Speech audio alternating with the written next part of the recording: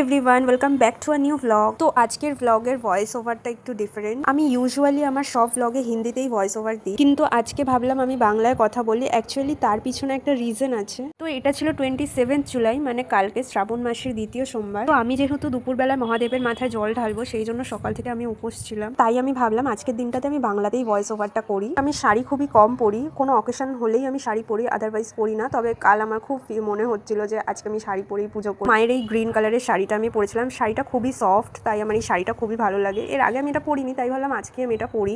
আর কালারটাও খুব সুন্দর। কিছুই সাজিনি বলতে গেলে, শুধু ইয়ারিংসটাই পরেছিলাম আর ডেলির আমার যে স্কিন কেয়ার রুটিনটা থাকে সেটাই করেছিলাম। তারপর আমি পুজো দিতে বসে গেছিলাম। আর সকালবেলা যেহেতু মা অলরেডি মহাদেবের মাথায় জল ঢেলে যা যা পদ্ধতিতে করতে হয় সবই করে দিয়েছিল, তাই আমি শুধু জল ঢাললাম আর ফুলমালা দিয়ে শিব ঠাকুরের লিঙ্গটাকে সাজিয়ে দিয়েছিলাম। তবে আমার না খুবই ইচ্ছে ছিল আমি শ্রাবণ মাসের প্রথম সোমবারটাও উপোস করে পুজো দেবো, বাট কিছু পার্সোনাল রিজনসের কারণে আমি দিতে পারিনি। বাট যাই হোক, সেটা নিয়ে মন খারাপ করে তো আর কিছু হওয়ার নেই, কারণ যখনই আমি অনেক আগে থেকে কিছু প্ল্যান করি সেটা পরে গিয়ে আর এক্সিকিউট হয় না। সেই জন্য না আমি আগে থেকে আর বেশি কিছু ভাবি না। তো এই তো আমার পুজো করাও প্রায় অলমোস্ট ডান। আর আমাকে প্লিজ তোমরা জানিও বাংলায় ভয়েস ওভারটা দিয়ে কিরকম লাগলো, কারণ কি আমার একটু ওয়ার্ড লাগছিল, কারণ আমি আগে যেহেতু এইভাবে ভয়েস ওভার করিনি কোনো ভ্লগে। জানি আস্তে আস্তে ঠিক হয়ে যাবে, বাট আমি হিন্দিতেই ভ্লগিং করবো। আশা করি তোমাদের এই ভ্লগটা ভালো লাগবে। যদি ভালো লাগে তো একটা ফলো করে দিও। টাটা।